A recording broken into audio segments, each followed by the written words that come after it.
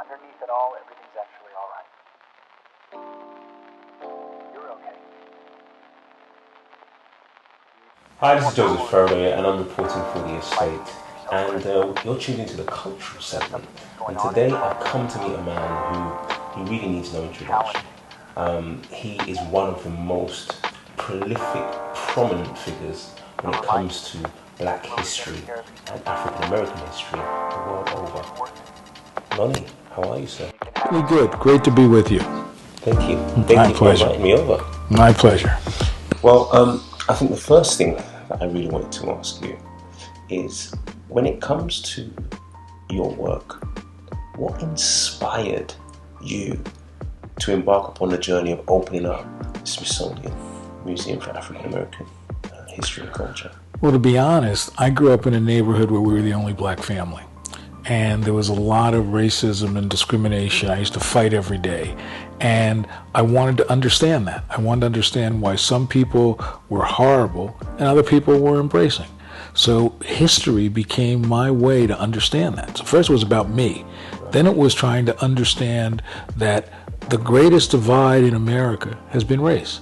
Creating the National Museum of African American History and Culture meant that you had a national platform that would shape the way the public thinks about its own identity. I'm really interested only in doing work that makes the country better, not greater, better. How long from start to actually, from inception to you actually creating the museum, how long did it take? Well, it took me 11 years. So basically, I realized this was a major commitment of my career. There's no doubt in my mind that, one, if I hadn't been at the Smithsonian for many years, it would have taken an extra 20 years to do this. My job was to, first of all, make people believe this could happen. Secondly, then to develop the strategy. Who are the people that you need to hire? How do you find the money? How do you hire an architect? So all of that was on me. Wow, that's a big responsibility. You don't sleep a lot. So Lonnie, how did Black America help in you setting up this?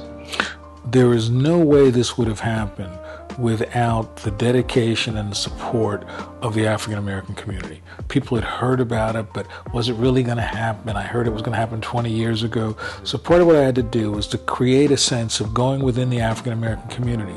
Oprah Winfrey was one of the biggest supporters. She is somebody that I knew a little bit before I came back. I didn't know her well at all, but we really hit it off because I didn't go to Oprah Winfrey and say, give me money. Right. I said, help me understand how you tell stories. Help me understand how you work with your audience. You're the best at that.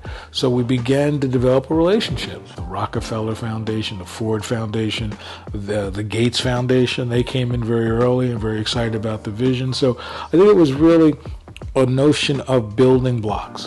What would you say is your favorite exhibit in the museum? I think the most important exhibit in the museum is about slavery.